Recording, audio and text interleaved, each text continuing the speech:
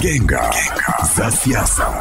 Karibu sana. Hizi ni Ngenga za siasa, mwenyeji wako ni mimi Samson Charles. Moja kati ya swala kubwa ambalo huwa limekuwa likizungumzwa ni lile linasema vijana mjiajiri. Sasa wapiga ngenga za siasa na hususan wanaotoka kule upinzani vijana wanasema kwamba hizo bana ni tambo tu za kisiasa na hakuna uhalisia. Kwa sababu kama mnasema vijana mjiajiri, mbona nyinyi hapo mnaosema vijana mjiajiri hamujiajiri, mmeajiriwa? Nisiwe mpiga ngenga, lakini hapa tuko na wapiga ngenga wa siasa. Karibu sana kutoka Chadema. Tunaye nani? Asante. Naitwa Revlin Albert Mbugi. Mimi ni naibu katibu mkuu wa Bavicha upande wa bara. Aha, taifa liko hapa. Kunako CCM, karibu sana. Asante sana. Mimi naitwa Neema Misanga, ni katibu wa vijana wa CCM Kataka. Sawa. Revu, hili swala nyinyi huwa mnalipigia ngenga. Mna hoja gani ya sasa za msingi kwa wanasiasa? Unajua mwaka huu ndo ahadi hizi zinakuja. Yeah, of course tumekuwa tukishuhudia viongozi wengi wa nchi wakubwa kwenye serikali yetu wanasimama wanasema vijana mjiajiri. Sisi hii tunaichukulia kama ni political concept. Okay. Ni neno tu la kisiasa ambalo ndani yake sisi tunaona halina uhalisia wowote, wala si vizuri kwa kiongozi mkubwa kusimama na kulitamka neno hilo ikiwa hakuna mazingira mazuri ambayo yameyaweka ambayo yanampa uhalali wa kusimama na kusema kwamba vijana mjiajiri. Nyuma ya pazia ameweka fursa gani ambazo kijana akisikia lile neno basi anaenda kwenye zile fursa mbio mbio, anaangalia, anazishika, anafanikiwa. Kwa hiyo sisi tunalichukulia kama ni neno la kitapeli, neno tu la kisiasa. Sasa Neema, ni utapeli. Sio kweli. Kutoka kwenye chama chako kidogo. Sio utapeli, na mimi nasema kwa upande wa kama mada inavyosema kwamba vijana jiajiri, haitumiki kisiasa. Okay. Ni kitu ambacho ni halisi. Ni halisi kwa sababu gani? Napenda tu kumjibu ndugu yangu hapo alivyozungumzia kwamba hakuna mifumo iliyotengenezwa kwa ajili ya kuwasaidia hao vijana kwa swala la kujiajiri. Tukumbuke tu hapa nyuma mwezi huu wa pili nadhani Januari, Rais wa Jamhuri ya Muungano wa Tanzania Daktari Samia Suluhu Hassan amezindua sera ya elimu na mafunzo ambayo lengo kubwa ni kuja kuwajengea uwezo au kuwapa mafunzo wale vijana ambao wanahitimu vyuo na wale ambao hawajahitimu vyuo kwa ajili ya kuja kujitegemea kufanya biashara zao. Kuna mambo mengi yanayohusiana na ajira, lakini ajira sio tu kuajiriwa, unaweza kujiajiri mwenyewe. Kwa hiyo kikweli kama serikali haiwezi kuajiri watu wote, haiwezi kuajiri vijana wote. Kwa hiyo haitumiki kama kisiasa. Inasema uhalisia uliopo kwamba ajira zinatolewa kweli, lakini ajira sio za kutosha kila Mtanzania anayehitimu vyuo vikuu. Haziwezi kutosha. Kwa hiyo hakuna usiasa. Hakuna usiasa. Na huo ukweli pia wanaambiwa. Ukweli wa kwamba hazipo mjiajiri, lakini hazipo za kutosha. Hazipo, ukweli wanaambiwa kwamba jamani serikali imetoa ni ajira kadhaa. Je, ukiangalia wahitimu wa vyuo ni wako wangapi? Ina maana kama serikali isiposema ukweli kwamba vijana tuangalie namna ya kufanya nyingine, ina maana tutakuwa tunapotosha. Kwamba vijana tujiajiri ni kweli. Na licha tu kujiajiri kwamba tunataka tushindane na ukanda. Tunaona wenzetu vijana wengi wamefanikiwa, lakini sio kwa kuajiriwa. Wamefanikiwa wengine kwa kujiajiri. Revlin, unaelewa? Naelewa. Anavyosema kwa kujiajiri. Huko wenzetu wametengenezewa mazingira. Kwa mfano nchi ya Canada. Kule kazi zimekuwa rasmi, zimerasimishwa. Kwenye nchi yetu sisi ya Tanzania, wanajitahidi kutuaminisha kwamba bodaboda ni ajira. Okay, mnajitahidi kutuaminisha. Mmewawekea mazingira gani wale watu? Kwa mfano, bodaboda inauzwa mpaka milioni 3.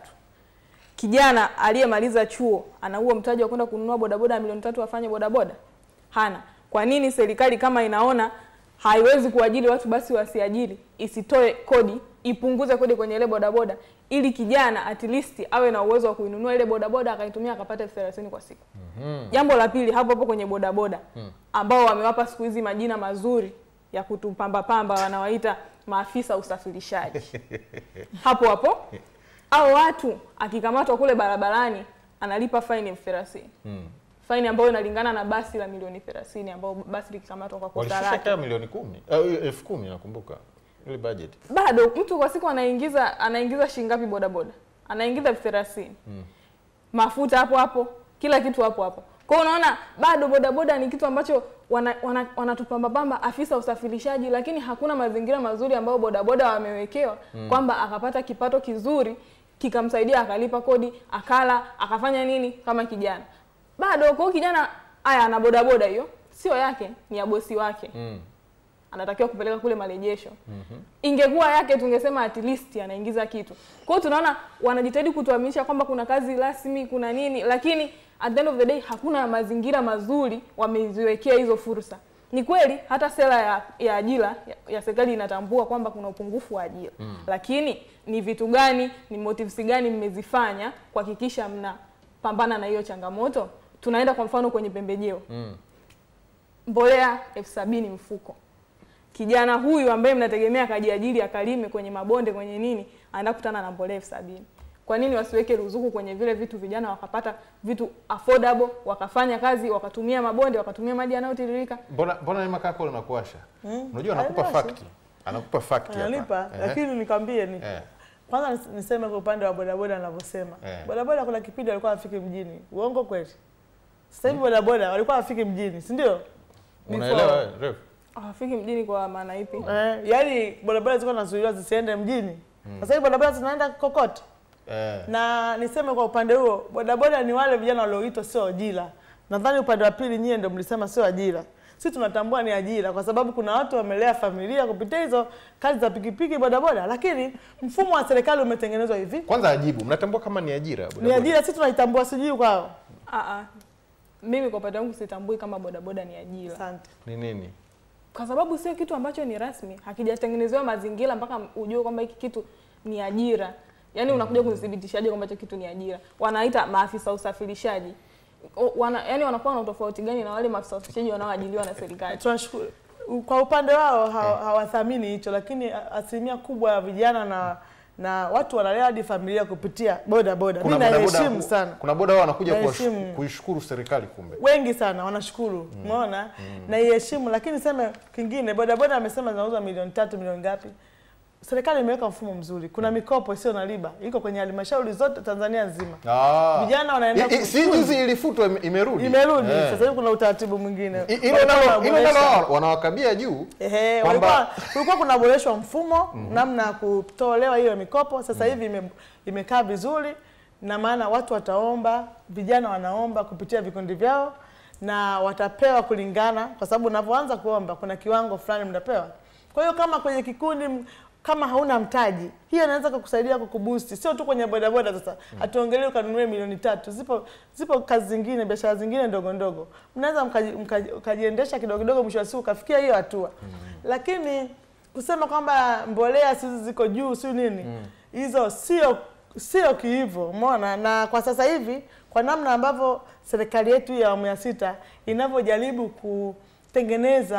kutengeneza mipango ya kurahisisha watu kujiajiri kwenye kilimo kokote, kwenye kila sekta, ina maana serikali inaweka punguzo, umeona? Kwa hiyo hata hizo pembejeo ambazo wanasema zitakuwa ziko juu, watu kwa mfano ikiwa 50,000, sidhani kama kuna mtu atakosa. Wapo watakakosa, lakini kama kweli umejizatiti katika kutaka kuwekeza kwenye kilimo, uwezi ukakosa 50,000. Kama una jambo lako. Kama una jambo kabisa unataka kwenda, uwezi. Umeelewa? Pia serikali haiwezi kukupa chote bure, yani wakupe tu free bila chaji yoyote. Hapana, na yenyewe inatakiwa ijiendeshe. Hakuna cha bure serikalini. Huwezi ukapewa bure kabisa. Lazima utachangia kidogo. Kwa hiyo sio kwamba inavyosema haya tuchangie pembejeo kidogo. Mtu anasema, "Kwa nini tuchangie?" Hivi kweli utapewa bure? Kuna serikali yoyote duniani huwa inatoa kila kitu free? Kwa mfano ile mikopo isiyo na riba pia kumbe sio free. Of course ile mikopo sasa ndo wanakupa hiyo isiyo na riba, si ndio? Hiyo haina riba lakini baadaye unairudisha kama ulivyoichukua. Wangeweza kuambia na yenyewe sio bure hivyo sasa kwamba wakupe bure uende nao kaambie tunakupa milioni 4 kale kakatumia zote, ukimaliza wewe endelea na maisha, tumemaliza. Hapana, unaambiwa rejesha ili na vijana wenzako nao wapewe. Umesikia Revli? Nimemuelewa na nimemsikiliza kwa makini. So narudi pale wanasema wanatambua bodaboda kama ni ajira. So kama mnatambua kama bodaboda ni ajira, kwa nini msiwatengenezee mazingira mazuri watu wa bodaboda? Kwa mfano mazingira Mazingira gani? Maana Neema kakwambia washapelekwa mjini. Kwanza ukienda kwenye mafuta, kupelekwa mjini ni swala lingine. Ukienda kwenye mafuta bado unakuta yanawakaba bodaboda. Na kama nilivyosema bodaboda ni gharama sana. Kwa mfano siku hizi kuna bodaboda za mkataba unakuta siku 400 au yamefikisha milioni 4.